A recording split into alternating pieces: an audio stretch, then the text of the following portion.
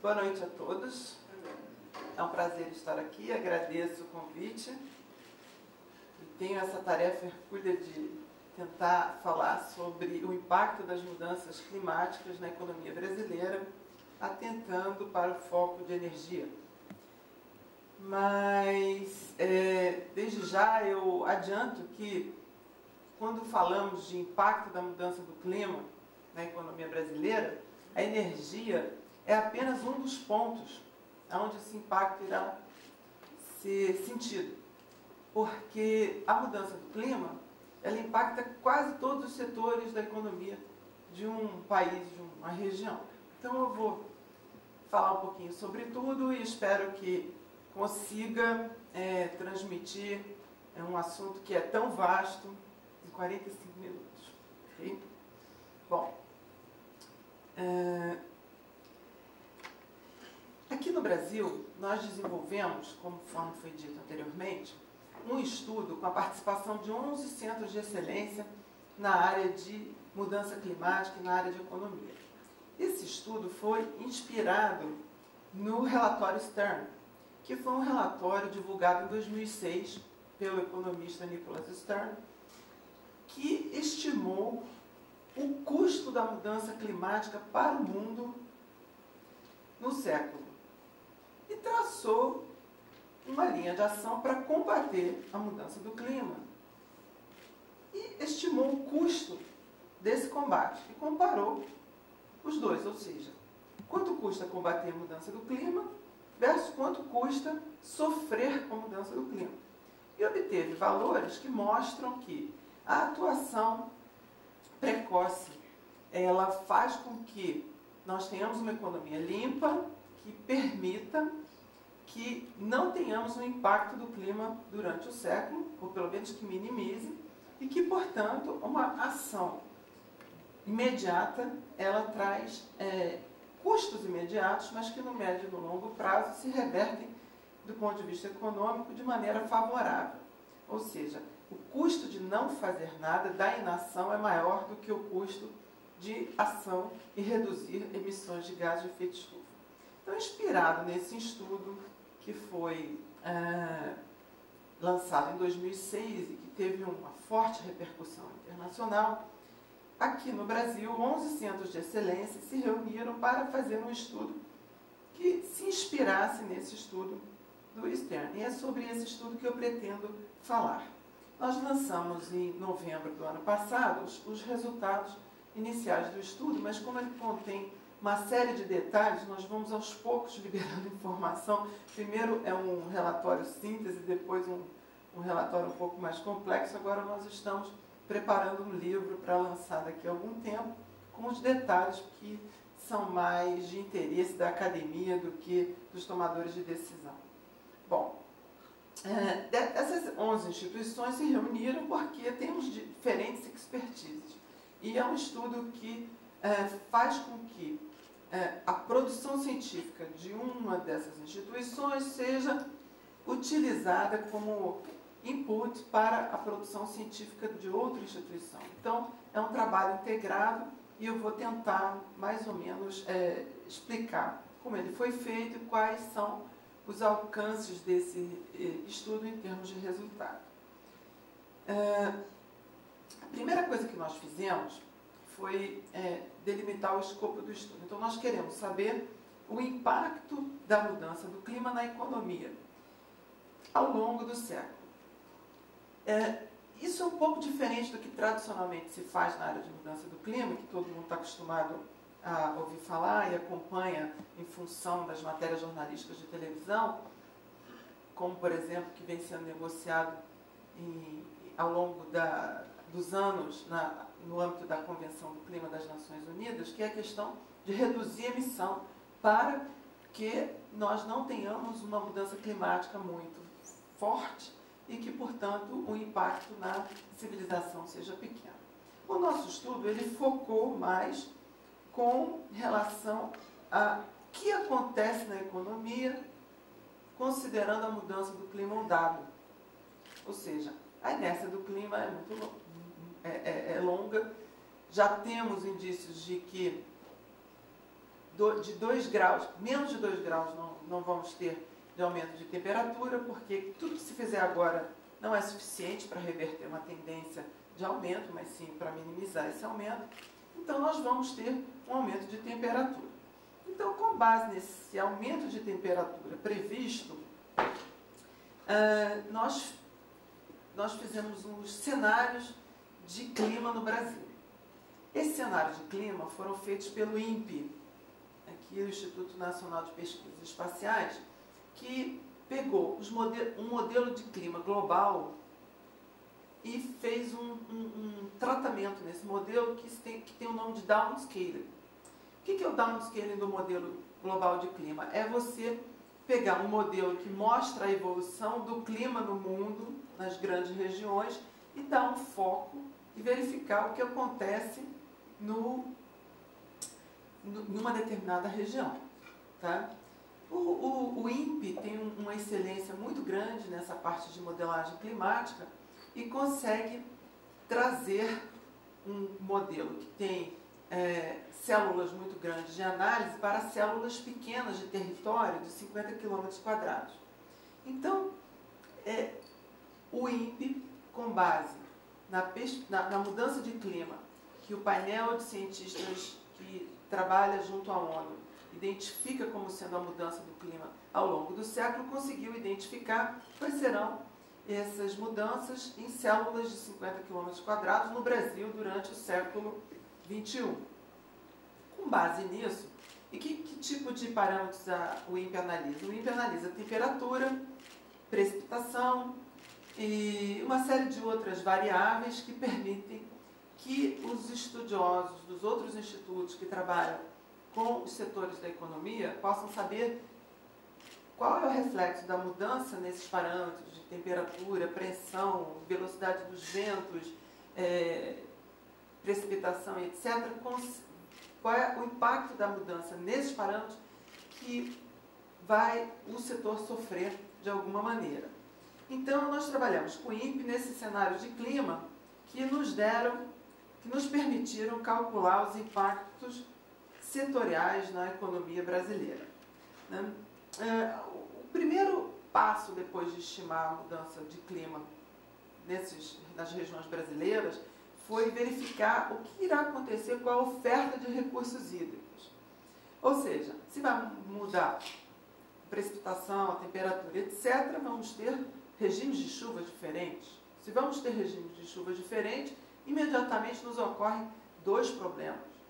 Quais seriam os principais problemas para a economia brasileira? A agricultura, que sofre com a questão, por motivos óbvios, não preciso explicar para ninguém, mais calor e menos chuva, ou ao contrário, dependendo do que ocorre em determinada região, aquele cultivar que ali está não necessariamente conseguirá sobreviver de uma maneira rentável naquele local. Então, temos um impacto na agricultura, que é um dos principais. E o outro impacto, que é bastante peculiar à economia brasileira, é o setor de energia. Por quê? Não só porque com o aumento da temperatura tem um aumento de demanda por condicionamento de ar e refrigeração e etc. Isso aumenta em relação ao aumento natural que haveria se não houvesse mudança no clima, né? Então, vamos ter um aumento da demanda de energia, mas o que é pior, como temos um sistema hidrelétrico eminentemente hídrico, de fonte hídrica, nós vamos ter um impacto na nossa oferta, na nossa capacidade de oferta, que não ocorre na maioria dos países, porque a hidroeletricidade ela não é, digamos assim, preponderante nos outros países da mesma forma que aqui o é. Então, nós temos na questão da energia elétrica esses 2 fatores que se agravarão com a mudança do clima. Nós temos um aumento de demanda e uma redução da oferta, dado que temos indicações dos estudos de oferta de recursos hídricos, que haverá uma redução significativa de oferta de recursos hídricos em quase todo o território brasileiro.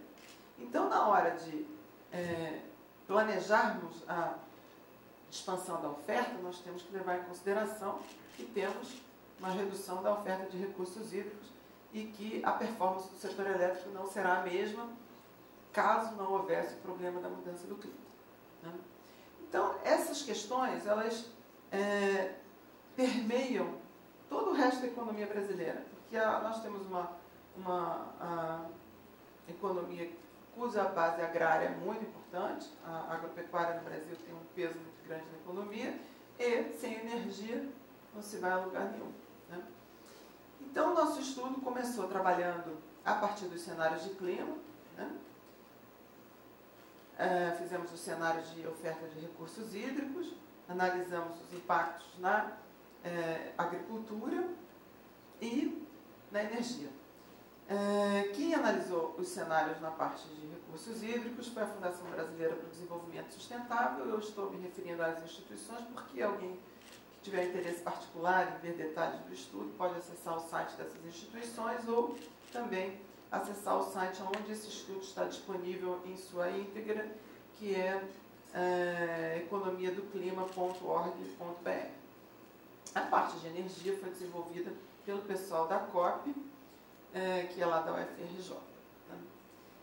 Bom, tendo o problema de energia mapeado, o problema de recursos hídricos, fomos estudar também o padrão de uso da terra. Ou seja, se vamos ter uma mudança nos parâmetros ambientais, vamos ter uma mudança na oferta de recursos hídricos, o que vai acontecer com a decisão de investimento dos agricultores? Porque os agricultores têm decisões racionais, né? Todos os agentes econômicos decidem racionalmente. Eles estão plantando determinada cultura porque tem uma rentabilidade que é considerada razoável e aceitável por eles. Se vamos ter mudanças nesses parâmetros ambientais, então, o que irá acontecer com a racionalidade o que irá acontecer com o uso da terra em função dessa racionalidade econômica que vai surgir a partir da mudança de parâmetros ambientais e de custos, né, de insumos, etc., que são também afetados pela questão da mudança do clima. Por outro lado, quando se fala em mudança climática, a gente não pode perder de perspectiva a questão da biodiversidade, né? Porque nós temos a maior floresta tropical do mundo, com a maior riqueza e maior biodiversidade do planeta, que com certeza, com a mudança de recursos, de oferta de chuvas, com mudança de padrão de chuvas e temperaturas, vai sofrer de uma maneira bastante grande. Então, tivemos um estudo que calcula o custo em termos de perda de serviços ambientais para o Brasil em função da mudança do clima. Por que isso? Porque a biodiversidade, ela fornece serviços ambientais, né, que tem um valor que não está expresso no mercado, porque nós não podemos comprar os serviços ambientais no supermercado, nem na loja, nem em nada, mas nós atribuímos um valor aos serviços que a biodiversidade presta. Por exemplo, sem biodiversidade, reduz-se mais ainda a oferta de água. Então, se reduz a oferta de água, nós vamos ter um custo ao perder a biodiversidade que se reflete na oferta de água. Então, nós vamos perder espécies que têm valor de existência para muitas pessoas, nós vamos perder habitats, nós vamos perder água e outros serviços que a floresta nos presta em função da mudança do clima. Também, analisando os impactos na economia advindos da mudança climática, nós temos logo um problema, digamos assim, óbvio, que é a questão da elevação dos oceanos e o impacto que isso causa na zona costeira brasileira, porque nós temos grande parte das nossas cidades na zona costeira. Então, se vamos ter uma elevação do nível do mar, o que irá acontecer com as regiões costeiras, né? Ipanema, Copacabana, isso me preocupa muito, né? que irá acontecer, né? Temos um problema em quase todas as cidades costeiras, na medida em que você tem um aumento do nível do mar. Então, isso tudo foi estudado e verificamos qual é o impacto disso na economia. Fizemos um foco na região Nordeste, porque a região Nordeste ela é uma região já de clima muito adverso, né? Ela é uma região semiárida, cuja agricultura é bastante menos eficiente comparativamente ao resto do Brasil, onde já temos problemas de população mais pobre do que no resto do país. Então, o que nos indica o cenário de clima para o Nordeste e os impactos disso na economia nordestina? Então, nós analisamos a economia nordestina, a mudança de produto interno bruto dessa região em função dos impactos na agricultura, no trabalho e etc., na energia, na oferta local de energia, e fizemos então um foco na região Nordeste, olhando esses impactos socioeconômicos e a consequência disso em termos de duas análises bastante relevantes, que é a migração, quer dizer, o que irá acontecer em termos de migração, e em questões de saúde, porque a mudança climática, mudando as pessoas de lugar em função da necessidade delas de ganhar vida em outro local, cria custos de saúde que os centros que irão receber essas pessoas ainda não têm condições de arcar. Então, é outra vertente do estudo. Então, analisados esses setores, né, que eu mencionei aqui, nós, então, fizemos um estudo sobre quais os custos de adaptação à mudança do clima. Porque, ao a gente analisar os custos dos impactos nesses setores, a gente está desconsiderando que existem medidas que podem minimizar esses impactos, né? São medidas de adaptação. Então, a gente tem que se adaptar ao que vem por aí. E a gente precisa verificar se o custo de adaptação é maior ou menor do custo do impacto, né? Porque ninguém dá tiro no pé e incorre custos maiores do que a inação. Então, nós temos um capítulo no estudo que trata de alguns setores no que se refere à adaptação. Então, por exemplo, fizemos um estudo de quanto custaria, nós já sabemos quanto custa o impacto na agricultura, quanto custaria minimizar esse impacto através de medidas de adaptação das nossas culturas a diferentes parâmetros ambientais, ou seja, quanto custa adaptar a nossa cultura para uma temperatura mais quente,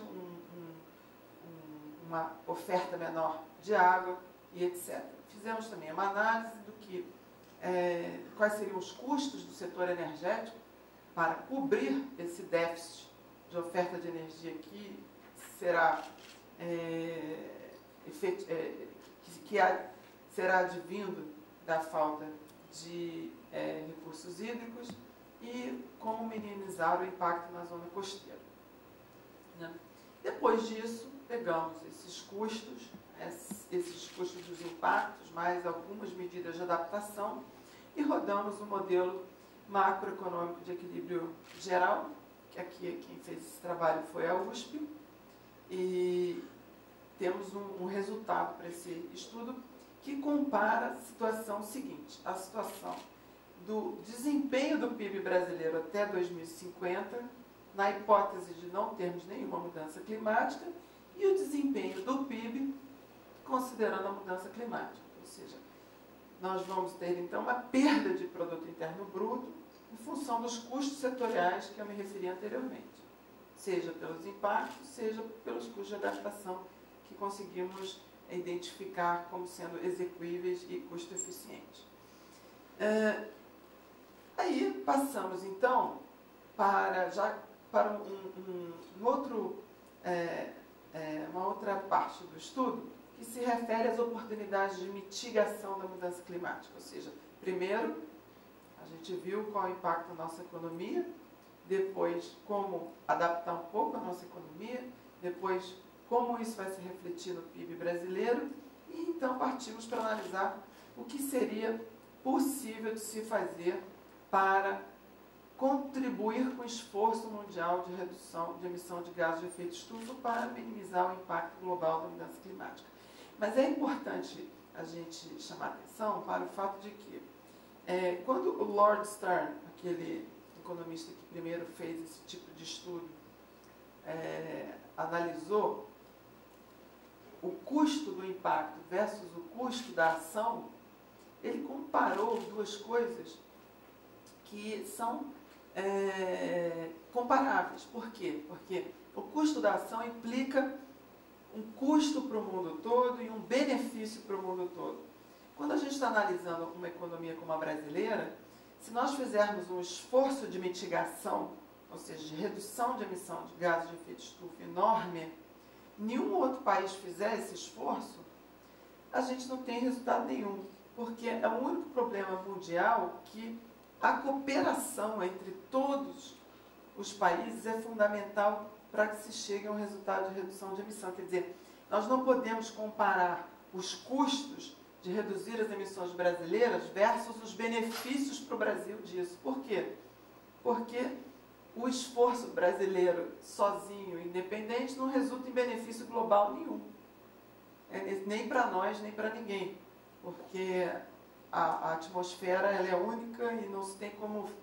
Eu não poluo o meu pedacinho e o meu pedacinho não esquenta e o meu pedacinho não tem problema de recurso hídrico. Isso não é um fato na questão da poluição global. Isso é sim um fato na questão da poluição local. Né? Os gases poluentes locais, se você tiver uma medida de redução de emissão de gases poluentes locais, a sua cidade fica melhor. Mas quando o poluente é global, ou você tem a cooperação de todos e se reduz a concentração, as emissões e a concentração de gases de efeito estufa na atmosfera, ou não tem saída. Por isso que nós temos todos os anos a reunião da ONU, os países lá, discutindo como ter uma ação cooperativa, porque se um só fizer, não adianta. Se muitos fizerem, mas muitos não fizerem, também não adianta nada. Então tem que ser uma ação cooperativa. Por isso que nós não temos como comparar o custo do Brasil incorrer em medidas de redução de emissão versus o benefício disso para o Brasil, porque não há essa correlação direta. Né? Nós podemos sim avaliar a mitigação brasileira como oportunidades que trariam, no espírito de cooperação global, uma parte brasileira de contribuição e também que sejam, do ponto de vista do mercado, da economia brasileira, positivas, ou seja, medidas que possam ser atraentes para o Brasil, independente da mudança climática. Então, nós analisamos aqui, por exemplo, a questão do desmatamento na Amazônia. Né? Reduzir o desmatamento na Amazônia é uma forma de contribuir para o problema global de forma bastante eficaz, porque a Amazônia, as queimadas na Amazônia, a redução da floresta na Amazônia, implica em altíssimas emissões por parte do Brasil, que é o quarto maior emissor mundial em função disso. Reduzir as emissões é algo que traz um benefício para o planeta e tem um custo baixíssimo, tá? Diferentemente de outras áreas da economia brasileira, cujo custo de redução de emissão é muito mais alto. Então, nós analisamos o custo da redução do desmatamento na Amazônia e identificamos como uma oportunidade do Brasil ter um melhor desenvolvimento para a Amazônia através de outras opções que não o desmatamento, a um custo baixo e com um retorno bastante favorável, bastante grande. Também analisamos a questão dos biocombustíveis, que é outro aspecto da energia bastante interessante. Por quê? Porque o uso de biocombustíveis, até que tenhamos os carros elétricos e uma tecnologia, digamos assim, que seja breakthrough no mundo, carros que não poluem nada, com energia elétrica de fonte limpa, até lá nós vamos ter que colaborar de alguma maneira com o clima através da oferta de biocombustíveis.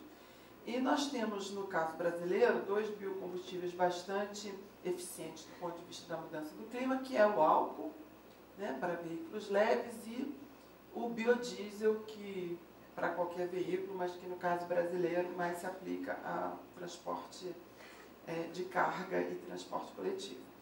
Então, nós analisamos quais seriam as possibilidades do Brasil em usar e ofertar essa energia para o mundo e qual seria o resultado em termos de mitigação mundial se o mundo passasse a usar a nossa gasolina, o nosso álcool, na medida em que a produção de álcool fosse num nível que fosse economicamente interessante para nós, né? Fizemos um estudo também acompanhando a questão econômica da cana, que é uma análise do impacto socioambiental da expansão da cana, né? Porque a expansão da cana ela tem o aspecto positivo da mudança do clima, tem um aspecto positivo, eventualmente, da balança comercial, quando a gasolina está muito cara, quando temos um problema de balança comercial, como eu já disse, mas tem impacto local forte em algumas situações. Então, nós analisamos para termos uma noção de até onde podíamos ir expandindo a cana, a produção de etanol, usando esse etanol no mercado doméstico, exportando para um nível em que os cenários globais econômicos já admitem incorporar nas suas economias esse percentual de álcool, e fizemos então essa análise do impacto socioambiental. E também simulamos o que ocorreria com a economia brasileira se usássemos uma taxa de carbono. Tá? O que seria isso? Uma taxa de carbono é um valor que se cobra para o conteúdo de carbono de alguma mercadoria, de algum produto e algum serviço. Então, nós simulamos algumas taxas de carbono. Eu vou falar rapidamente quais são os valores que nós chegamos e quais são, digamos assim, os resultados mais interessantes desse estudo que eu acabei de delinear para vocês. A gente, no que se refere ao início do estudo, que são os cenários de clima, nós trabalhamos com dois cenários de clima. Um cenário onde as emissões do planeta são muito altas, que é o cenário que a ONU chama de A2, tá? As Nações Unidas, através do seu braço científico, que é o IPCC, o Painel Intergovernamental de Mudança Climática, que é composto por cientistas do mundo todo, eles constroem cenários. Se isto, então aquilo do ponto de vista de emissões. Se outra coisa, então outra coisa do ponto de vista de emissão. O que seriam essas coisas? Essas coisas são, se a população crescer a um ritmo tal, se o consumo per capita for um ritmo tal, se a energia for de fonte fóssil, se houver um breakthrough tecnológico, então eles constroem vários cenários para ter uma noção, ter um leque de opções de caminhos de desenvolvimento e mostrar a consequência em termos de mudança climática de cada um desses caminhos adotados. Eles têm vários cenários, nós usamos os dois cenários que normalmente se usam em estudos menores. Usamos o cenário A2 e o cenário B2 do IPCC, que são alta e baixa emissão, ou seja, mais alta e menos alta emissão, né? Os dois cenários são de emissão. Então, o INPE construiu esses dois cenários e nós trabalhamos sempre com esses dois cenários. E sempre fizemos a análise seguinte: cenário A2, ou seja, de uma mudança climática tal, com e sem, cenário de emissão de A2 com e sem mudança climática, e qual é o impacto disso na economia. Ou seja, sempre a diferença do cenário com mudança climática para o cenário sem mudança climática é essa diferença, o custo que nós temos que bancar. Tá? E nós observamos o seguinte: na questão de clima, nós temos na região norte entre 4 e 6 graus de aumento de temperatura média. Isso vai resultar num nível de chuvas muito menor. No Nordeste, muito menos chuvas. No Centro-Oeste, mais ondas de calor. No Sudeste e no Sul, nós temos mais chuvas intensas e menos geadas. Então, são as principais características do estudo. Agora, quem quiser detalhes, é só acessando a página, porque é impossível eu falar desses detalhes aqui. Até porque me perco. É detalhe demais. Bom, isso vai gerar um problema de redução forte da oferta de recursos hídricos, principalmente no Nordeste, que já tem uma oferta já baixa. Então, nós temos esse problema no Nordeste, e lá é um local onde há usinas hidrelétricas previstas para serem construídas. Então, seria importante que o governo atentasse para esse fato, porque rios há lá que vão ter uma redução tão drástica que praticamente podem até secar. Tá? Então, olhando isto do ponto de vista do impacto na energia, nós temos que a energia firme média brasileira, a média da energia firme brasileira vai ser reduzida em 31,5%.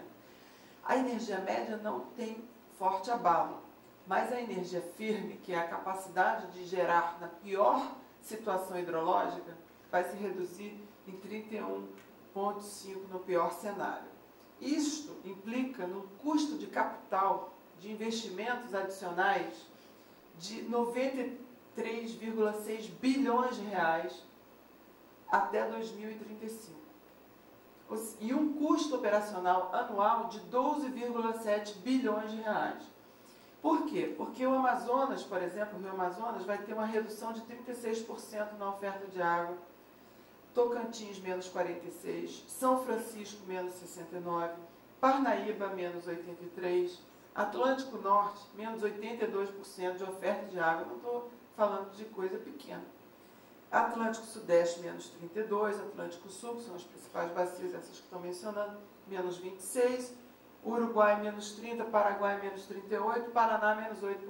Ou seja, nós vamos ter uma redução drástica da oferta de recursos hídricos num país que tem uma indústria de energia muito baseada em fonte hídrica. Então, os impactos em termos de custo de capital para fazer frente a essa redução da oferta de água vai ser dessa magnitude que eu falei, de 93,6 bilhões de reais só em investimentos fixos.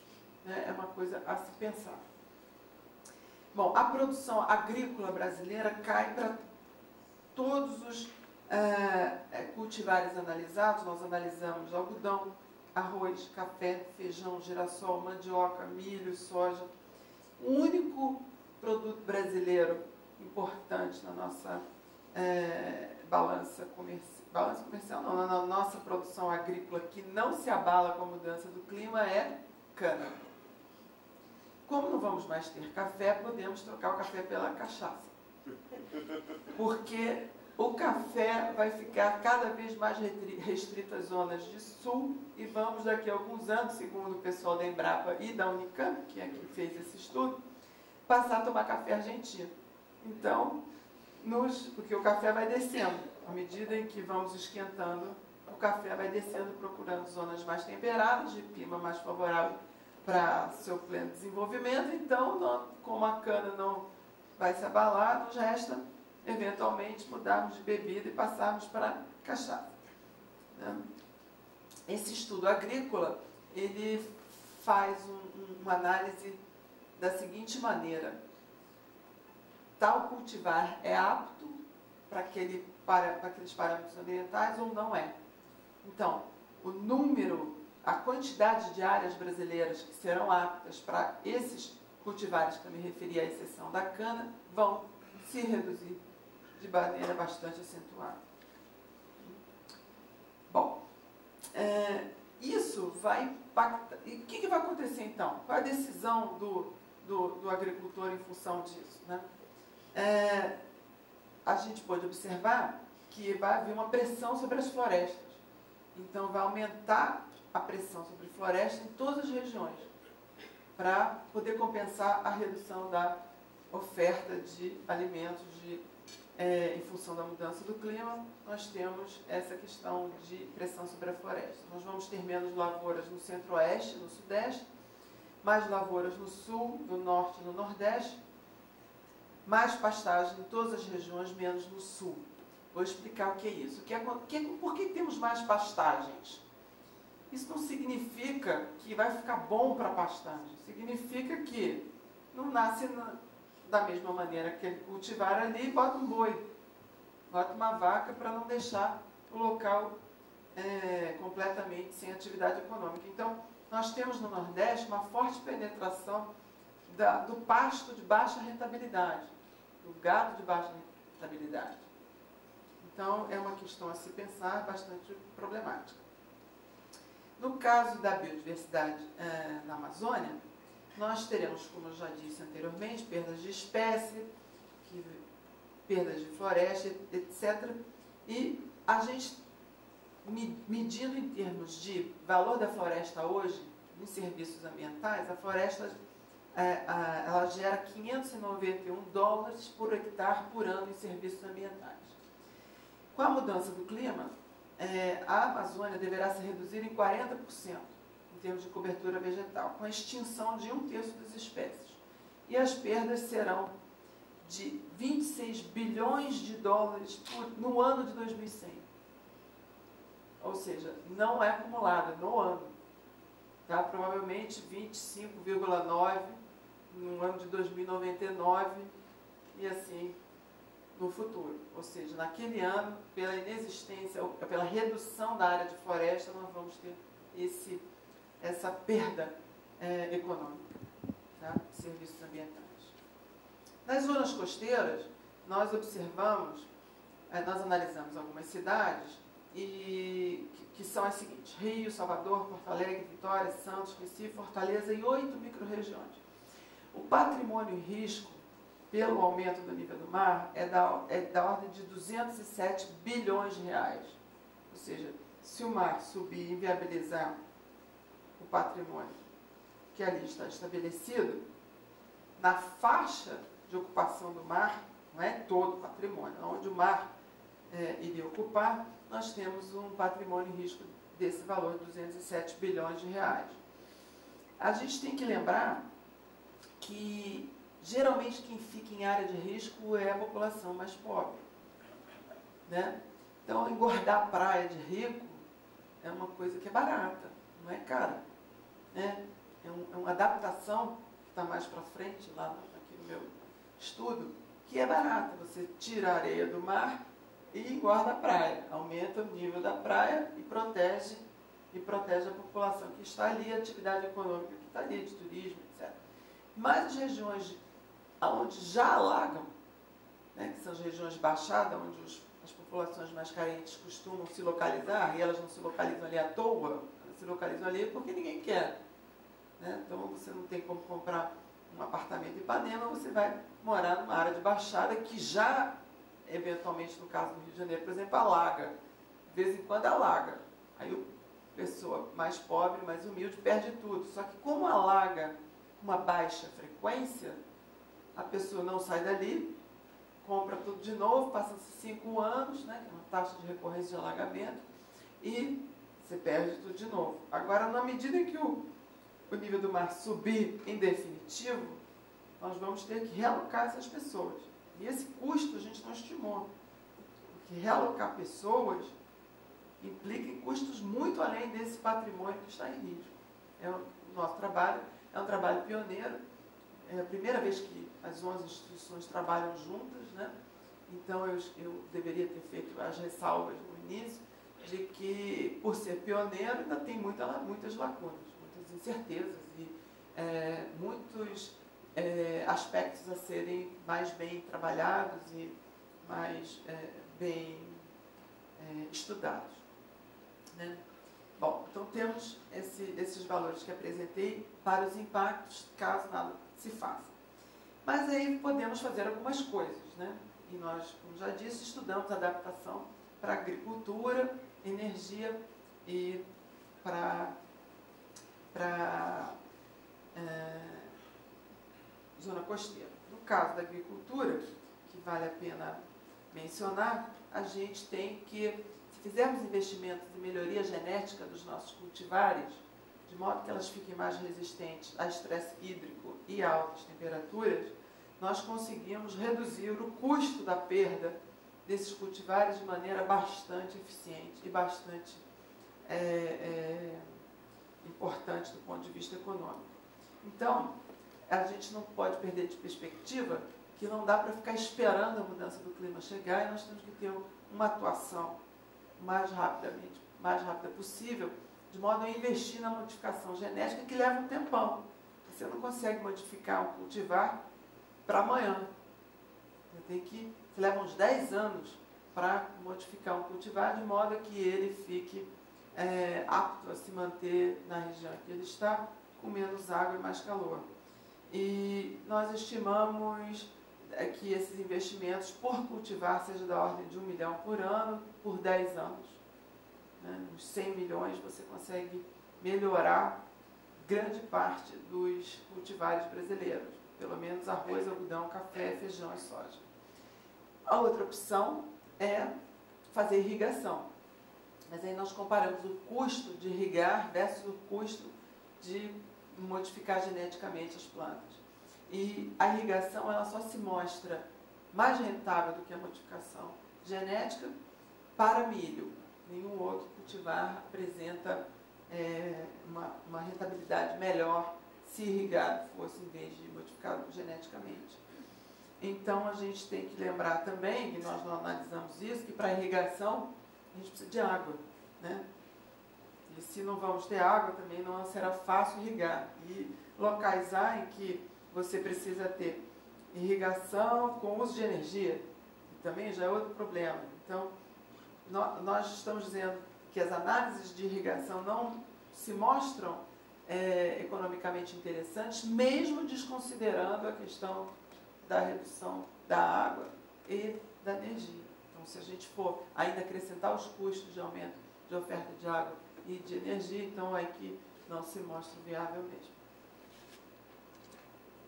Bom, no que se refere à energia, a adaptação ela é eminentemente a construção de novas plantas de geração, provavelmente não a fonte hídrica, né, uma outra fonte qualquer, que tem aqueles custos que eu me referi de 90 e poucos bilhões de reais. Isso é a medida de adaptação. E para a questão costeira, nós não tivemos ainda a oportunidade de fazer um cálculo do custo de todas as medidas que vão ser necessárias para que não se perca esse patrimônio de 207 bilhões. Que medidas seriam essa? Construção de muros de contenção de mar, engordamento de praia, mudança de população, esse tipo de estimativa que seria o custo de adaptação, nós não fizemos ainda. Então, nós temos algumas medidas que seriam, nós temos no estudo, elencadas para mostrar aos governos locais como eles devem proceder para que esses impactos sejam os menores possíveis. Então, que tipo de conhecimento se tem que ter para evitar que o mar faça estragos em áreas de habitação. Então, fizemos um mapeamento enorme que se constitui numa espécie de manual de como administrar uma zona litorânea que vai sofrer com o impacto do aumento do nível do mar, né? Aí passamos para a questão da macroeconomia, que é pegar esses impactos setoriais, botar no modelo de equilíbrio geral da economia, o modelo macroeconômico, que estima o PIB brasileiro sem mudança climática e o PIB brasileiro com os custos que vamos ter que incorrer em função da mudança climática. A diferença entre os dois é o custo da mudança do clima no país. E a gente pôde observar, dependendo do cenário, se é A2, né, de forte mudança climática, ou se é B2, etc., e também em função de uso de diferentes taxas de desconto, que é uma questão muito técnica que eu acho que não convém abordar aqui, que é a preferência no tempo, que são as taxas de preferência no tempo, ou seja, R$1, R$1.000 daqui a 10 anos tem um valor diferente de R$1.000 para hoje, certo? Alguém pergunta, você quer R$1.000 daqui a 10 anos ou você quer R$800 hoje? A pessoa fica na dúvida, por quê? Tem uma taxa de desconto que é em função da preferência no tempo. Então a economia trabalha com essas taxas e usamos 3 taxas de desconto diferentes, e em função dessas taxas de desconto diferentes, os valores mudam, e em função também do cenário de clima que a gente estava usando, isso também muda.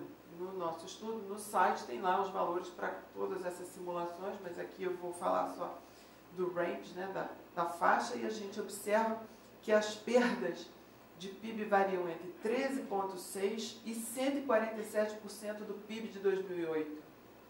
Isso em 2050. Ou seja, a gente pode perder um PIB e meio de hoje em 2050, lembrando que vamos perder de novo em 2051, 2052, 2053, né? Valores que chegam a um PIB e meio de hoje, em valores de hoje. E em 2050, isso corresponde até a 3,6 trilhões de reais, em função dos investimentos que vamos ter que fazer, em função das perdas que vamos ter na agricultura e dos investimentos em energia. A gente não ainda incorporou perdas de biodiversidade, perdas de patrimônio, nada disso no PIB. Só considerando energia e agricultura, as perdas são dessa magnitude. Tá? E um fato curioso é que países pequenos, a gente tem uma perda homogênea de PIB, ou seja, o PIB se perde de maneira igual no país inteiro, porque o país é pequeno, mas um país como o nosso, que o clima impacta as regiões de maneiras diferentes, nós temos situações em que o PIB, por exemplo, do sul pode até aumentar. Por quê? Porque com o aquecimento que vai haver, não vamos mais ter geadas no sul, provavelmente não vamos ter perda de safra.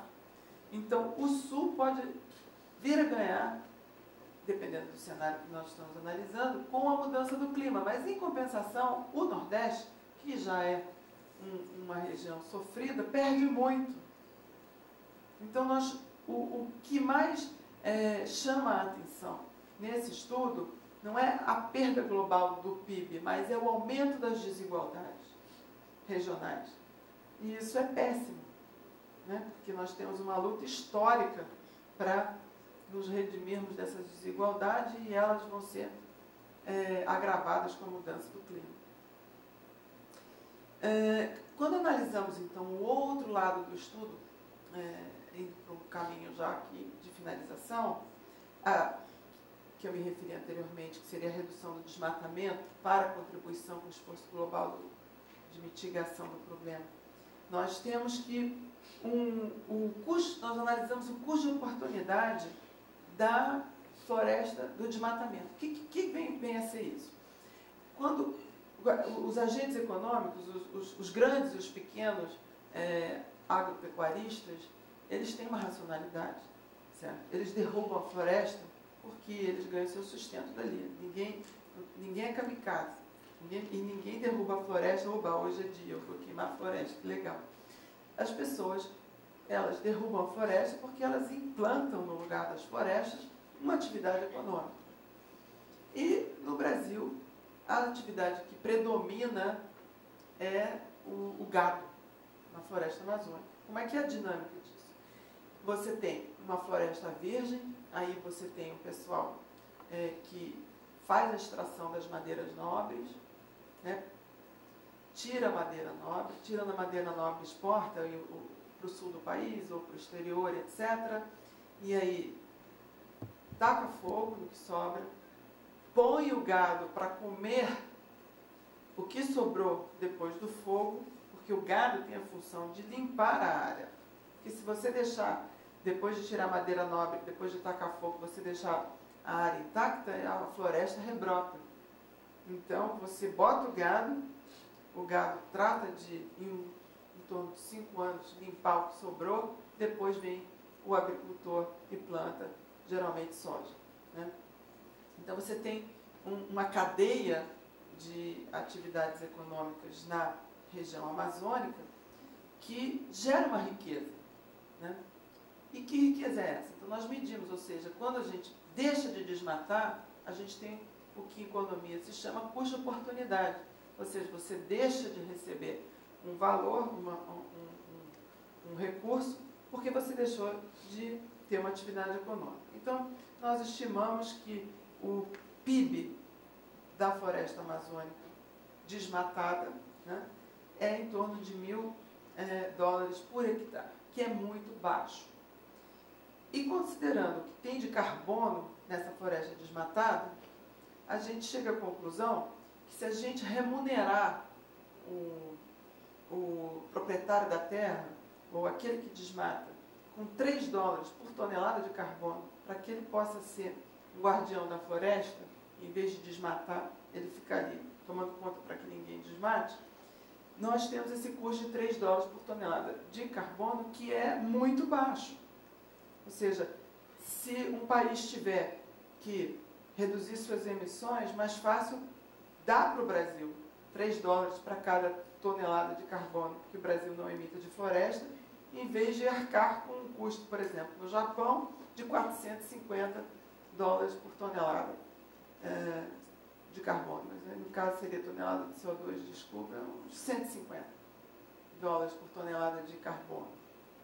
Então, como existe um comércio de carbono internacional, quem tem o custo de redução de emissão muito alto pode pagar um valor muito baixo para o Brasil, para que o Brasil não desmate. Assim, esse custo de oportunidade estaria compensado, ou seja, não desmatamos, mas ficamos com o valor correspondente ao valor que seria ferido pela atividade econômica não realizada, e isso é muito baixo. Para o Brasil é muito bom, porque ter a Amazônia é importantíssimo, não só pela questão do carbono, mas também pelo benefício da Amazônia em si mesmo, que é na manutenção da biodiversidade dos seus serviços, que já me referi antes, cuja perda em 2100 será da ordem de $96 bilhões, mas também porque estudos recentes mostram que todo o fluxo de chuva para as grandes regiões produtoras de agricultura no Brasil expressiva é advindo da Amazônia.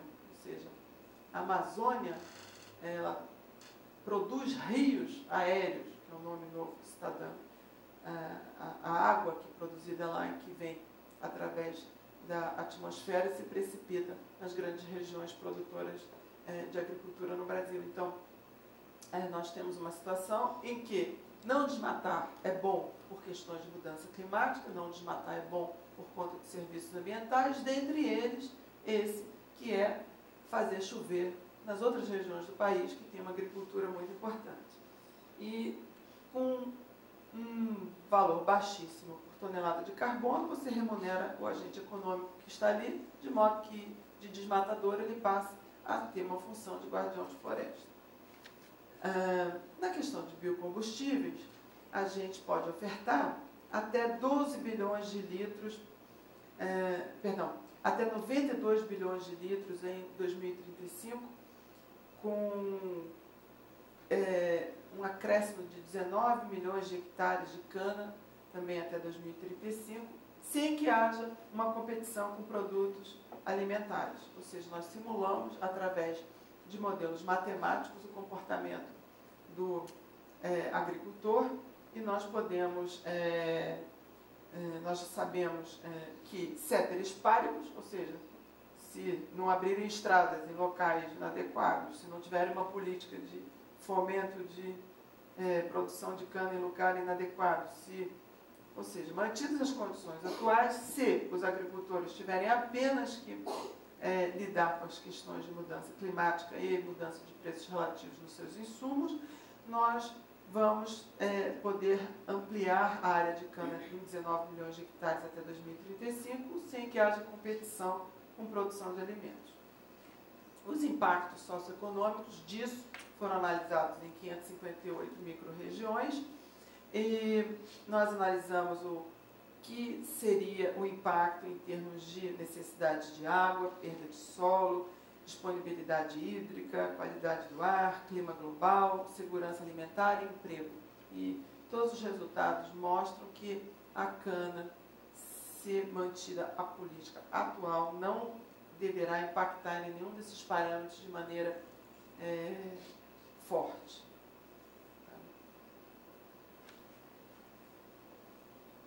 Os estados que teriam mais pressão, considerando esse aumento da cana, seriam São Paulo, Paraíba, Ceará e Pernambuco. Agora, se nós tivermos essa produção de etanol e pudermos exportar etanol e usar etanol na nossa frota, no nível que é razoável, e que os veículos do exterior não precisam ser modificados, né? A gente tem que pensar que ninguém vai modificar o veículo no exterior para receber etanol. Então, o etanol que se propõe nessas nossas contas a ser exportado é aquele que atinge até 10% de mistura com gasolina, de modo que ninguém precise trocar tecnologia nos países importadores. Então, se pudermos, nos grandes países importadores, usar etanol nessa fração de mistura de 10%, mais usarmos aqui na nossa frota, nós vamos ter uma redução de emissões no mundo da ordem de 362 milhões de toneladas de CO2. Né? Ou seja, e isso só tem aspecto positivo para a balança comercial brasileira. Então, nós analisamos esses setores no que se refere às nossas possibilidades de cooperação com o esforço global de redução de emissões e ainda termos resultados positivos na nossa economia. Por fim, nós analisamos o impacto do uso de uma taxa de carbono para produtos carbono intensivos. Usamos 3 taxas de $10 por tonelada de carbono, de CO2, perdão, 20, e carbono uma coisa, CO2 é dióxido de carbono. Né? Para você de carbono, para saber a equivalência em CO2, multiplica por 3,66. Então, nós usamos 3 taxas, 10, 20 e 50 por tonelada de CO2, e o que a gente observa é que, se usarmos uma taxa de 50, a gente consegue reduzir, se fosse hoje, 1,87% das emissões. Isso é significativo? Porque nós não estamos computando aqui floresta, que é grande parte do nosso problema. É significativo quando se usa uma taxa, você induz o consumidor, pelo aumento do preço do produto, a procurar produtos menos carbono intensivos. Então, você está induzindo a economia a ser uma economia mais limpa, você está transferindo recursos para o governo, porque é uma taxa, e o governo pode alocar esses recursos em projetos ou em políticas que sejam socialmente interessantes, ou mesmo fomentar atividades econômicas que não sejam carbono intensivas. Os setores mais prejudicados seriam aço, equipamentos de transporte, extração mineral, produtos químicos e refino. E com isso, eu termino aqui a minha exposição. Eu espero que vocês tenham conseguido acompanhar, porque é um estudo bastante amplo, em que geralmente quem não trabalha com o assunto fica um pouco perdido. Mas estou à disposição, e quem quiser fazer pergunta, por favor, fique à vontade.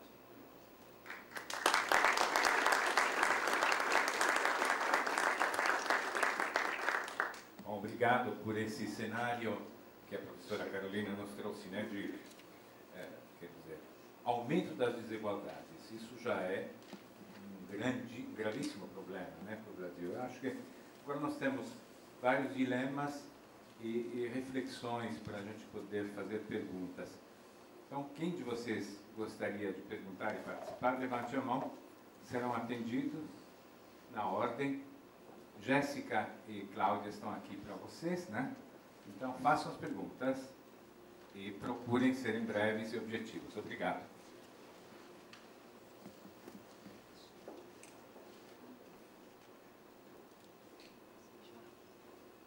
Professora, boa noite. Meu nome é Danilo, sou jornalista aqui em Campinas.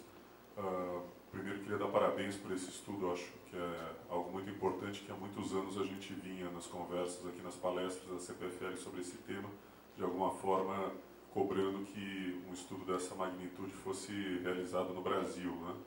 Eu gostaria de saber qual a repercussão que esse estudo já teve no meio acadêmico, no meio empresarial e também no setor público, né?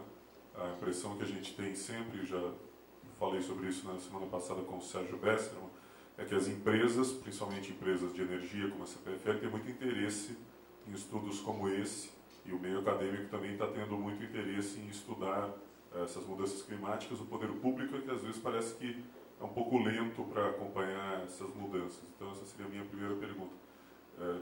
Qual a repercussão nesses três meios, acadêmico, empresarial e setor público, né, político, poder, aí, governo federal e tal? A segunda pergunta, com relação ao aumento do nível do mar. A senhora falou em engordamento de praias e tal, mas isso em que cenários isso seria possível? Quer dizer, eu fico na dúvida, minha família mora na Baixada Santista, até que ponto isso é possível para que você evite essa perda de patrimônio, principalmente próximo da praia, que são normalmente as regiões mais valorizadas nas cidades costeiras do Brasil, e se esse impacto também ao longo das capitais ele é diferente, porque, enfim, o relevo, acho que do mar também é diferente. Então, até que ponto é possível se fazer esse tipo de engordamento de praias ou medidas assim que consigam preservar esse patrimônio, ou em um determinado cenário esse patrimônio vai ser irremediavelmente perdido? Bom, vamos começar aqui pela repercussão. Eu acho que o estudo teve uma ótima repercussão, porque, principalmente no meio acadêmico.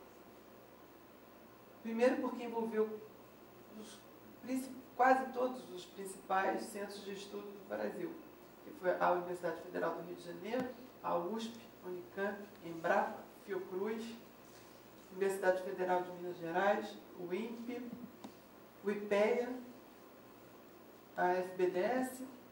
Então, criou já, o estudo digamos assim, ele é feito pelas partes e já motiva as partes a irem mais adiante. Então, porque aquele grupo de determinada instituição que trabalhava isoladamente, agora trabalha em rede com outros grupos. Então, acho que esse estudo, o que mais importa nele é a criação de uma rede de institutos de pesquisa trabalhando com inputs de outros institutos. Então, isso para mim, a coisa mais importante desse estudo. Imaginar todo mundo trabalhando e sem confusão, e sem briga, e sem problema de deadline, isso foi uma coisa bastante interessante. Motiva os alunos, motiva os outros pesquisadores a entrarem no tema, quer dizer, é um começo de alguma coisa que desperta o interesse geral dentro do próprio meio acadêmico, em temas que aquele centro não tem excelência e passa a ter interesse. Então, acho que no meio acadêmico teve um impacto enorme. No meio empresarial, a gente pode dizer que os representantes dos setores mais atingidos, no caso de energia, já se manifestaram, já pediram cópias, já fizeram suas próprias avaliações e passam a contratar estudos próprios, né, a partir dessa primeira visão global, para poder planejar seus investimentos. O governo é sempre mais lento, mas em geral, né, a inércia do governo é maior do que do empresariado e da própria academia. Mas eu acho que esse estudo, como ele foi lançado antes da COP15, ele colaborou muito para que o Brasil tivesse uma ação na COP15 que foi de vanguarda, digamos assim. Havia um impasse e o governo brasileiro, munido não só desse estudo, mas de outros estudos também, pôde ter uma percepção do problema mais real e ofereceu as primeiras ações de mitigação formalmente na Convenção do Clima em Copenhague. O Brasil foi pioneiro e acho que esse estudo colaborou e de uma maneira bastante forte. Foi muito bem vinculado, a imprensa deu muito destaque e isso foi um ponto bastante positivo. No relacionamento do nível do mar, nessa questão de clima a gente está sempre atrasado. Por quê? Porque vem o IPCC, que é o painel de cientistas que trabalha para a ONU, e faz um relatório e a gente começa a usar aquele relatório. Aí usamos esse relatório durante algum tempo, no meio do caminho já sai outro relatório, a situação é bem pior e a gente já está atrasado. Quer dizer, na questão de mudança climática a gente está sempre atrasado, porque tem sempre um relatório novo, tem sempre uma coisa nova, porque não estamos reduzindo emissões e, na realidade, estamos emitindo mais do que sempre o relatório anterior supunha que seria emitido. Então, a situação é sempre, se apresenta no relatório seguinte pior do que no relatório anterior. E nós usamos uma simulação de aumento de 0,5 metro do nível do mar, que é bastante conservador. Já temos estudos que apontam para 1, 2 metros de aumento do nível do mar. Então, esse é o tipo de estudo que tem que estar sempre em evolução, acompanhando a produção científica de base para saber o impacto no setor econômico. E nessa simulação que nós fizemos, a gente consegue vislumbrar que praia você tem como engordar a um custo baixo, não é um custo alto. Por quê? Por exemplo, a praia do Arpoador, no Rio de Janeiro, ela já sofre com El Niño esse problema de perda de areia completa e aumento do nível do mar toda vez que o El Niño passa a ficar ativado. Então, nós já temos a tradição porque o El Niño muda a direção das ondas, muda o vento, muda o volume do mar, inclusive, com mais ondas e etc. Então, o que acontece? A areia é deslocada de um ponto da praia para outro. Um lado fica gordo e o outro lado fica sem areia. Começa a bater no calçadão, e se não tomarmos uma providência, come o calçadão, come os prédios e etc. Que ali é a região mais rica do Rio. Então, a gente já tem essa tradição. Tira areia de um ponto, põe areia no outro. Todo ano tira areia para lá, põe areia para cá. Mas isso não é uma atividade que seja muito cara. Caro é realocar pessoas em situações onde isso não pode ser feito. E isso não pode ser feito onde não tem praia. Tá? Então, regiões de baixada que já alagam normalmente com uma recorrência baixa, passarão a alagar com recorrência frequente e o custo de remover essas pessoas ainda não foi estimado, será altíssimo. Como também, nesses cálculos de perda de PIB que fizemos e que nós analisamos a questão da agricultura e a questão da energia, a gente não considerou, por exemplo, todas as perdas que vamos ter porque os morros desabam, porque as pessoas morrem, porque as cidades alagam. Cada vez que a cidade alaga, porque a chuva aumentou e porque não temos nas cidades infraestrutura suficiente para acomodar tal chuva, nós temos uma perda imensa, né, que não é devido ao aumento do nível do mar. Mas se o nível do mar subir e a chuva aumentar, a água não escoa. Em cidade litorânea, no Rio de Janeiro, houve uma coincidência de chuvas intensas com ressaca. A maré subiu, a chuva caiu, a água subiu. Né? Agora, se isso for permanente, né, no dia seguinte a água não desce, você continua lá. Né? No outro dia também não, você compra um barquinho.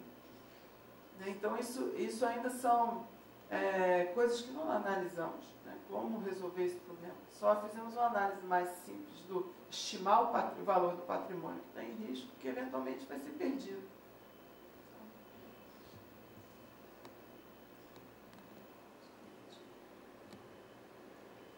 Boa noite. Boa noite. Meu nome é Bárbara, eu sou engenheira. Eu gostaria de saber sua opinião com relação ao interesse e à internacionalização da Amazônia.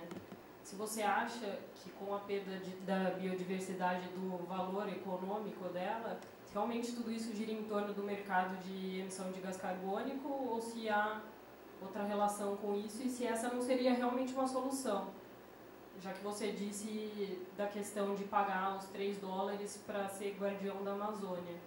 E se as precipitações fornecessem água suficiente para os rios de lá, será que essa não seria uma solução? A solução que você propõe é internacionalizar a Amazônia? Eu perguntei sua opinião em relação a isso, já que o povo brasileiro é totalmente contra quando se fala em relação à internacionalização da Amazônia. Mas será que a solução não está aí, já que haverá realmente uma perda significativa do valor econômico? Olha, esse tipo de análise eu não me sinto confortável para fazer, porque é uma análise de política internacional, de estratégias brasileiras de relacionamento com o comércio exterior. Eu não me sinto confortável para fazer esse tipo de análise. O que eu posso dizer é que mercado de carbono é igual ao mercado de café. mercado de açúcar. Então, isso é regulado pelas leis, pelas relações comerciais dos países que estão no âmbito da Conferência do Clima, né? E você vender o crédito de carbono não implica em receber nenhum estrangeiro na área da Amazônia, somente uma remuneração para quem ali está, sendo que não está em questão a propriedade da área. Né? Então, eu não sei se isso é problema ou solução, porque eu não fiz esse tipo de análise. E nós estamos analisando apenas do ponto de vista econômico, não do ponto de vista geopolítico, qual seria a implicação de se vender crédito de carbono ou qualquer outro nome que se dê o carbono, que não se vai emitir, seja para o exterior, seja aqui para o próprio país. Por quê? Porque nós já temos uma lei de política, uma lei de clima no Brasil, que prevê redução de emissão de gás de efeito de estufa pelos setores da economia brasileira. Então, um setor que prevê também a criação do mercado de carbono interno. Então, $3 por tonelada é um valor que nós encontramos e que se presta a ser cobrado tanto do exterior quanto daqui de dentro. Então, por exemplo, nós tivemos uma indústria aqui no Brasil que tem um custo de abatimento muito alto, acima de $3 por tonelada de carbono. Eventualmente, essa empresa não vai querer reduzir sua emissão e prefere pagar para que a Amazônia não seja desmatada, porque para o clima, tanto faz. Se você corta emissão em São Paulo, se você corta emissão na Amazônia. Então, nós não fizemos esse tipo de análise das implicações geopolíticas da internacionalização da Amazônia. Tá? Não faz parte, não é objeto do nosso estudo. Agora, cota de carbono, crédito de carbono, quanto custa manter o carbono lá? Custa $3 por tonelada. Então, a gente pode dizer que é muito barato e o governo, com essa informação, resolve politicamente o que é melhor fazer, né? Com a pressão que a sociedade costuma fazer nessa questão.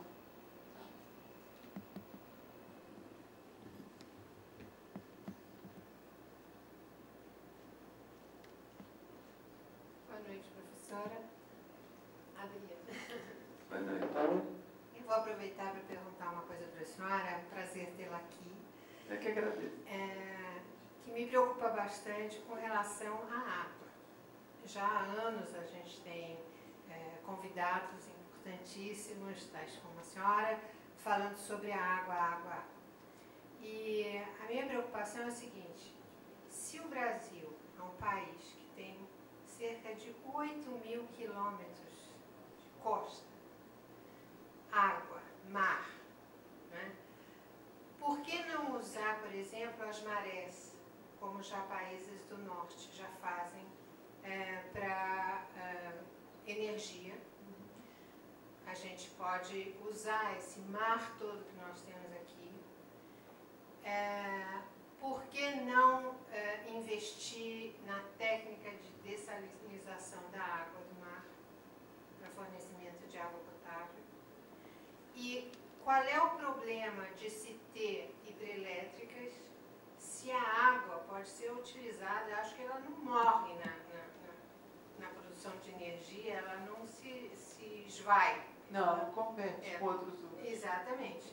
Então, eu vejo que a construção da hidrelétrica, levando-se em conta que a construção de Belo Monte está sabendo que vai ter a redução de água na Amazônia, etc. e tal, mas eu imagino que todo esse estudo não seja desconhecido de todo o investimento que vai ser feito lá. Mas, em todo caso,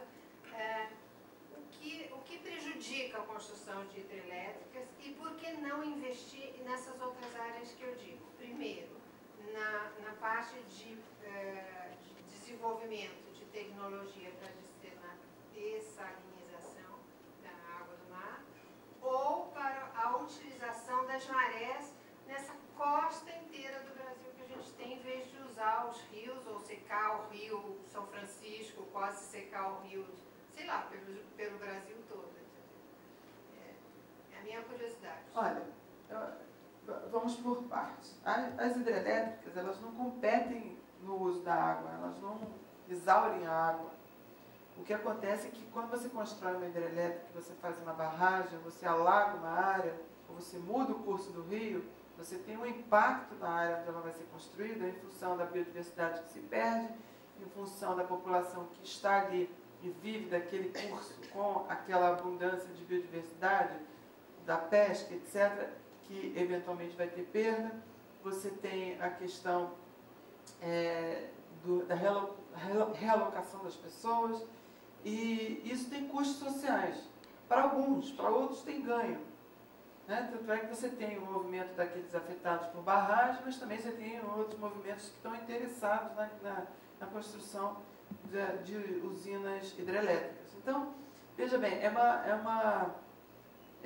uma questão de ordem, digamos assim, de decisão política, de peso daqueles que são afetados em relação ao peso dos decisores, né, que serão beneficiados. Então, por quê? Porque não existe nenhum tipo de produção de energia que não tenha custo social. Tem sempre custo. Até maré tem custo. Todos têm custo. Se você puser um moinho eólico atrás da casa de alguém, esse alguém vai detestar. É horrível. Né? Então, por exemplo, na Inglaterra tem plebiscito para perguntar se as pessoas aceitam, porque o moinho faz barulho, né? O moinho faz barulho. Tem gente que fica tonto com a sombra que fica rodando no chão, né? Então, a maré também tem, com certeza, impactos. Você tem ordens de grandeza de impacto, muito impacto, pouco impacto, médio impacto, né? Impacto em muita gente, impacto em pouca gente, mas sem impacto nenhum, só nuclear. Mas aí tem um problema. Primeiro tem um impacto ali local da existência da coisa em si. Por exemplo, nós temos 3 nucleares, né, entre Rio e São Paulo, na região mais bonita do Brasil. Aquilo enfeia a região, mas é um impacto muito local. Agora, o problema da nuclear é o que fazer com o lixo atômico. Né? E no caso de maré, você tem também impactos, porque você modifica, você tem impacto na vida marinha, passa por ali de alguma maneira. Tal. Agora, o que realmente faz com que a gente ainda não tenha essas tecnologias todas já sendo utilizadas no momento é o custo. Né? O custo da produção de hidroeletricidade é menor que o custo da produção de energia de maré. Né? Então, o custo é ainda o que baliza as decisões de investimento. Então, é claro que se você internalizar os custos ambientais, né, muda tudo. Mas enquanto a gente estiver pensando em custos financeiros, né, o custo do empreendimento, a rentabilidade do empreendimento, aí a gente vai ter, ainda nós temos a energia hidrelétrica tem um custo menor do que as outras modalidades de energia. Né, mas qual é o custo dos peixes? Né? Tem que fazer esse tipo de estudo que a gente fez aqui, mas isso vai entrar na tarifa? Não, né? Então, se não entra na tarifa, não entra na rentabilidade do investimento, então fica de fora esse tipo de custo. Ao ficar de fora, ganha a hidrelétrica. Né? Que não é... O Brasil tem que se orgulhar do parque hidráulico que tem.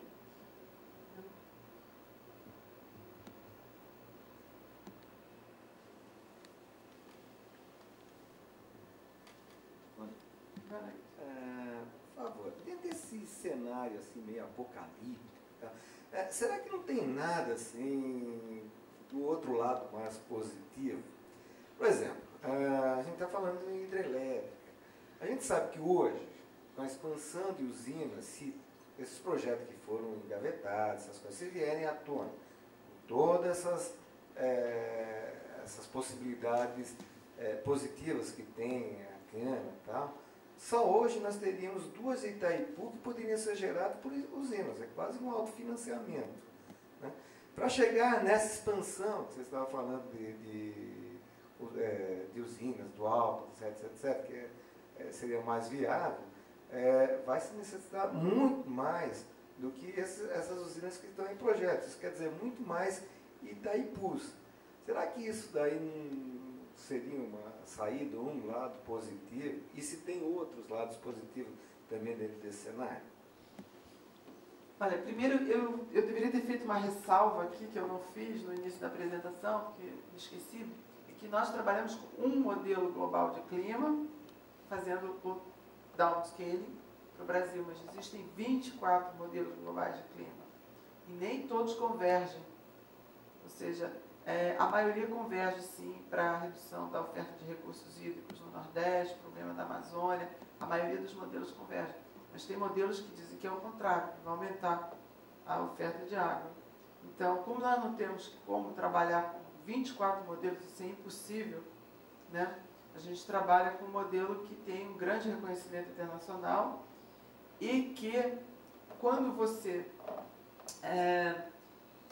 roda o modelo simulando o passado, ele tem uma aderência muito boa.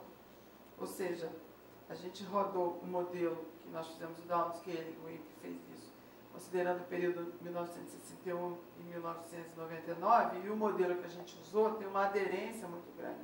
Ou seja, ele representa muito bem aquilo que já houve, o que nos dá uma confiança de que ele estará representando aquilo que haverá no futuro. Não, mas nós temos outros modelos de clima. E esse modelo que a gente usou, o INPE ainda não estava apto a simular eventos extremos. Então, nós estamos trabalhando com um aumento da média de temperatura, aumento da redução média da oferta de recursos hídricos. Nós estamos trabalhando com médias. Eles agora já estão começando a desenvolver um modelo de modo que se possa incluir eventos extremos. Então, quando eu disse, por exemplo, que no Rio Grande do Sul vai ter menos geada, o sul todo vai ter menos geada, São Paulo vai ter menos geada, então a agricultura nesse aspecto vai ser positivamente afetada. Eu não botei ali um Catarina, né, por ano. Se por acaso a gente tiver um Catarina por ano, ou uma chuva como aquela que destruiu grande parte de Santa Catarina todos os anos, a coisa muda de figura. Então, quando a gente está trabalhando com essas questões de clima, com cenários, etc., a gente tem que ser cauteloso, lembrar sempre que nós estamos observando uma face do problema, uma parte do problema, que outras equipes virão e irão aprofundar os estudos, que é algo que tem que ser sempre aprimorado, e como qualquer outra ciência, né? E essas são várias ciências que você tem que aprimorar desde a inicial até a última. Então, uma coisa assim complexa. Então, é cenário apocalíptico usando esses modelos que nós usamos, né, que nos dão uma certa confiabilidade, mas outros modelos dizem que a situação não será exatamente essa. Não estamos ainda no ponto de saber exatamente o que vai acontecer, porque ainda não estamos prevendo o futuro, né? Então, isso são indicações de tendência, né? O que deverá ter uma alta probabilidade de ocorrer, mas não é uma bola de cristal que diz é assim e acabou. Então, com relação a isso, obrigada pela sua pergunta, porque me deu a oportunidade de lembrar que eu estou apresentando um futuro catastrófico, mas que não é definitivo. E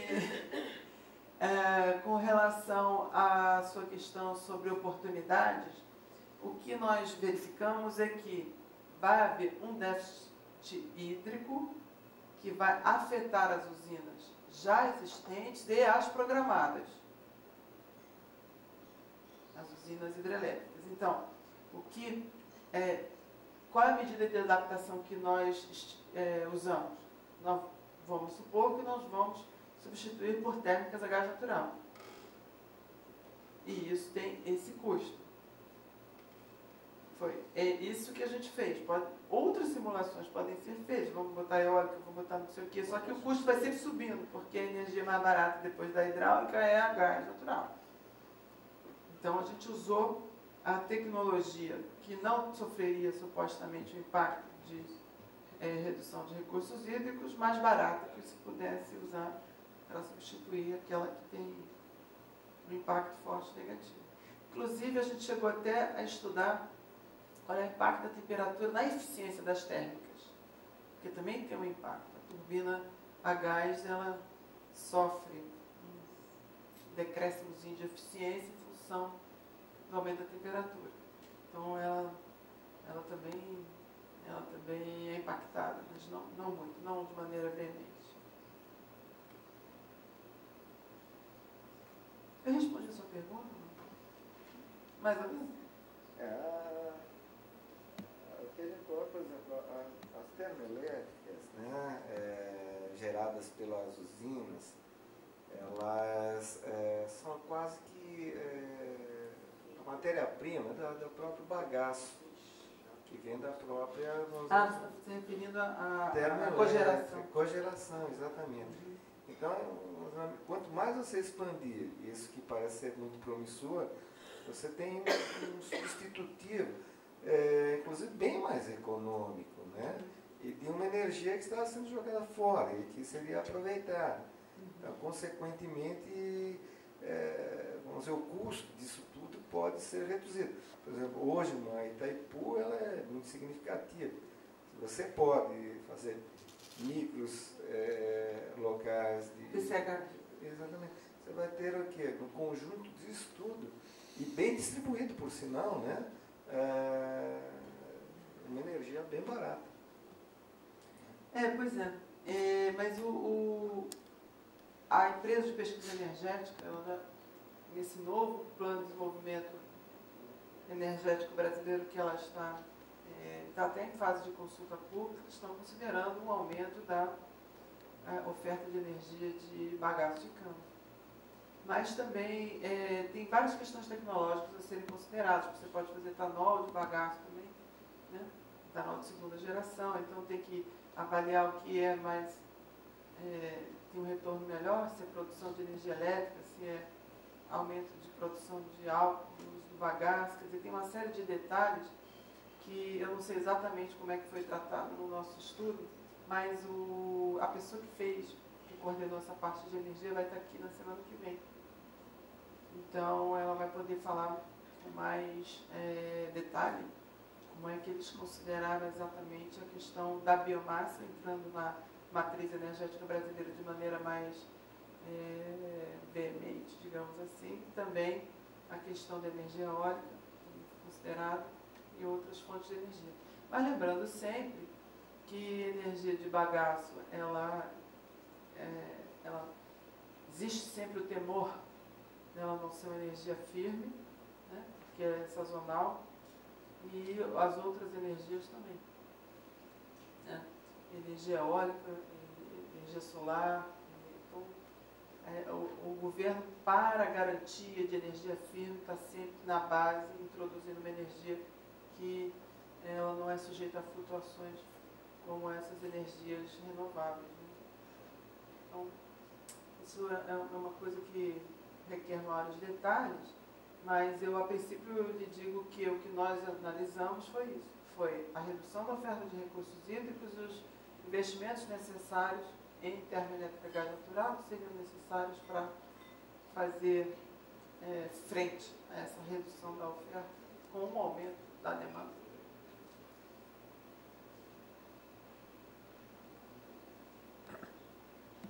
Tem mais algumas perguntas?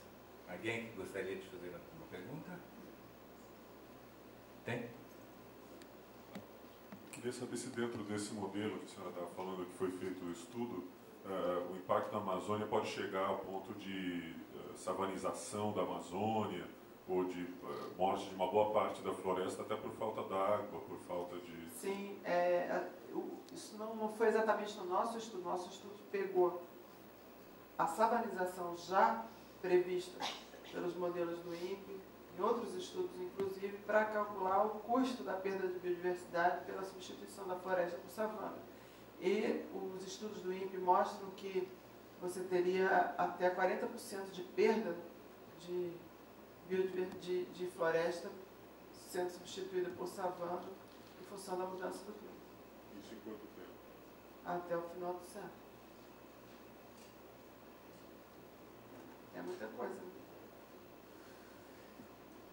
Bom, semana que vem, a próxima terça-feira, nós continuaremos essa discussão com o Roberto Scheffer, falando sobre segurança energética e mudanças climáticas. Portanto, todos estão convidados.